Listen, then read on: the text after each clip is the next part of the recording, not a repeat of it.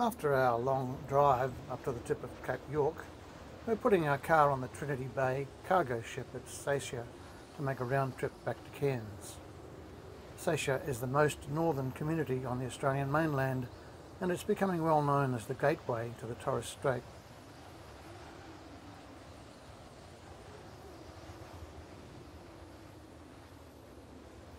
The jetty's where the local action is. There are people here most of the time, and it's where the ferry to Thursday Island departs.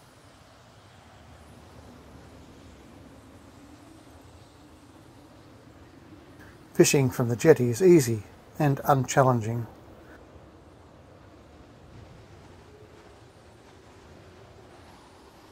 Seaswift cargo vessels carry vital supplies and equipment to a number of remote, far northern communities from their depot here. Depending on the tides at Seisia, cargo barges access the wharf at all times of the night. It's after midnight as this cargo is being handled.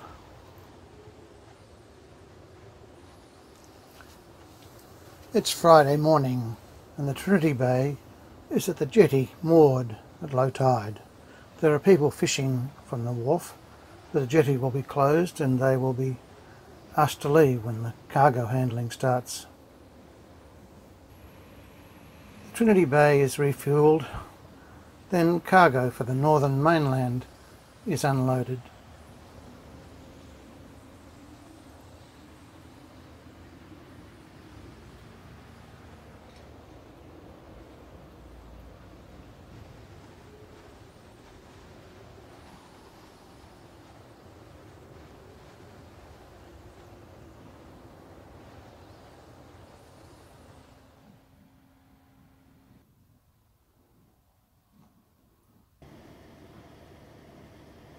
Meanwhile, our car is being loaded into a shipping container at the depot. All passengers are required to wear a fluorescent vest when boarding the vessel. Once we are aboard the ship, there's a beautiful view along the foreshore. The fish just jump out of the water here. Cargo is being transferred onto another Seaswift barge moored alongside us.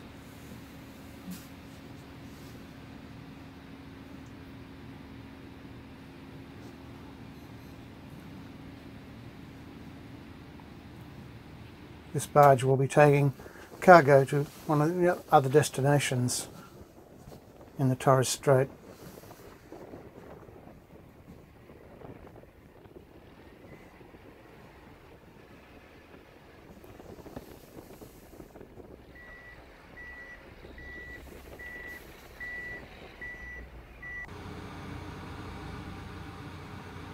The resident crocodile is still sleeping on the beach at Red Island over there. This is the last view of Seisia as the sun goes down.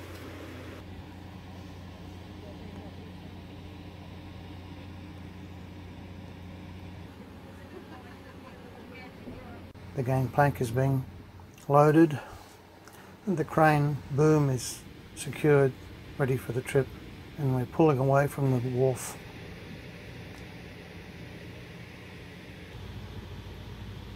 It's dark now. You can hardly see the coastline. However, we can track the ship's position on the GPS monitor.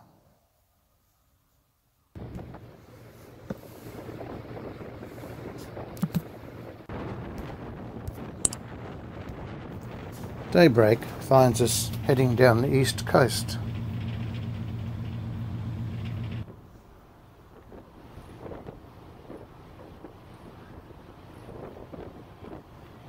The water here is very flat, and so it's a very relaxing trip.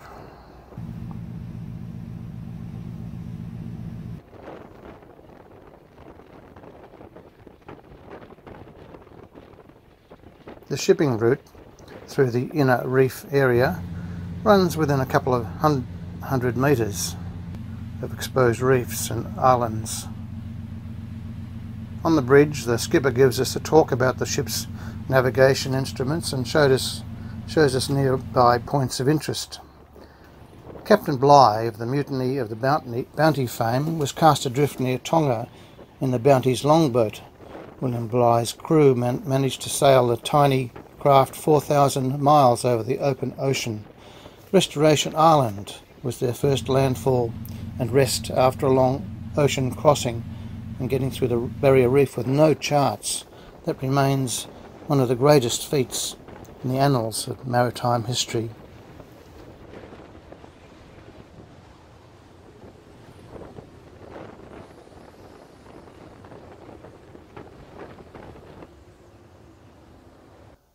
Portland Roads is now a safe harbour here.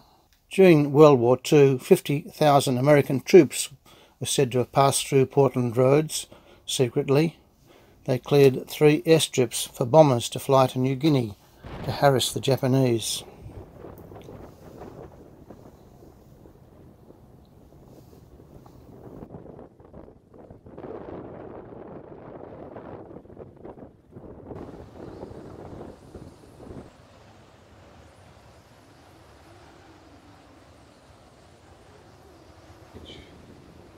Rubbish collection volunteers have been coming to Chile Beach for a number of years now and had gradually removed all the rubbish.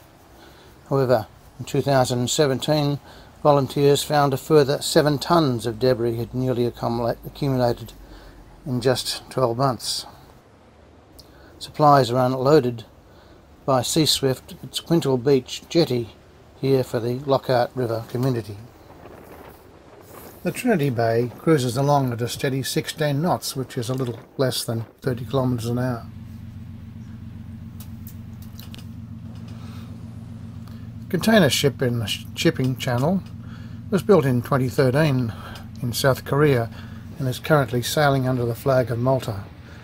The use of flags of convenience, such as the Maltese flag, is to avoid taxes and avoid government-conducted safety inspections for the ship's owner.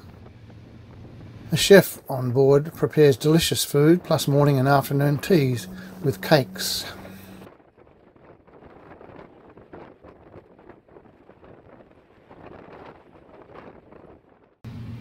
The Daintree is part of the Wet Tropics World Heritage Area, which stretches for 450 kilometres along Australia's northeast coast, all the way up to Cooktown. Through the evaporation of water from leaves into the humid air, rainforest literally creates some of its own weather, clouds and rain. At last we're within sight of Cairns.